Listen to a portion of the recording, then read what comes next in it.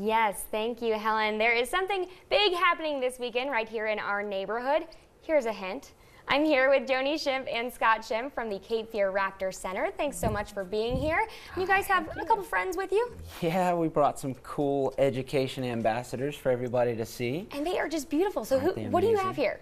Okay, so this is Opie. He's a 4-year-old red-tailed hawk. You can tell he's mature by his pretty bright red tail. Wow. And this is Karma. She's a 3-year-old barn owl.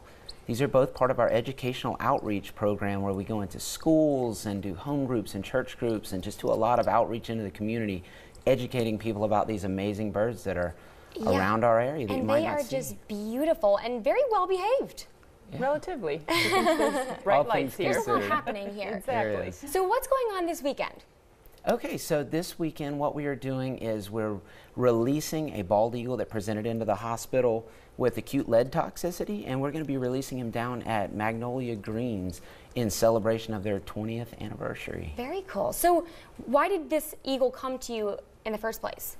So Salty was found on the Outer Banks area, and he had lead poisoning. Lead is a very common poisoning that eagles get because they scavenge. And so he had a lead of 17.4, and anything over 10 is considered dangerous. And so he was weak with this and wasn't able to fly. So we gave him a special kind of medicine that chelated the lead, or basically allowed his kidneys to push it out of his system. And he's been chelated, and he is going to be released and has been being reflown for the last 3 weeks. Very cool. So how long has he been with you? He came in on June 7th. Okay. So not too long. Not too long. We try to get him fixed and out the door as quickly as we can because it's just better for them. He can return to his territory, hopefully as a mate, and we'll be able to go back to where he came from and find his mate and have babies next year. Very cool. Yeah. And so this is happening on Saturday? Yes. And you said it's happening here in Magnolia Greens for a specific reason? It is, yes. It's in celebration of their 20th anniversary here. It's going to be not open to the public. It's a private event for members only. But you can tune in here because we're going to have cameras on site to watch the release of this magnificent bird. Yes, we do plan on covering it, so it'll be cool to see. Yeah, it's going to be He's flying awesome. Great, so he's really going to do a nice show and pretty show when he flies off. So. How long does the process take of releasing an eagle? Okay, so the actual process of having a bird get back up in the air happens quick. If you're not watching real good, the next thing you know, I mean, they're 100 yards away up in a tree line. Yeah.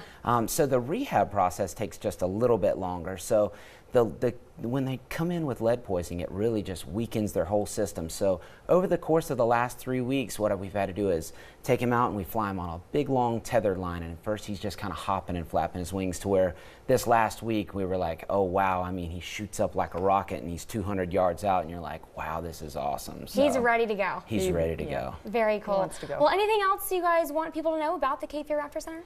Yes. We have lots of volunteer opportunities to go into the schools and educate people and help us with our mission, which is to rehabilitate these birds and then also to release them and then to educate our community about how important they are to the ecosystem and to people in general. So volunteer with us, help support us, come see our amazing birds. Awesome. Yeah. Check us out at CapeFearRaptorCenter.com. Perfect. Thank you guys so much for being here, and we'll have all that information on our website. Awesome. Coming up, the DEA has a new rule when it comes to opioids.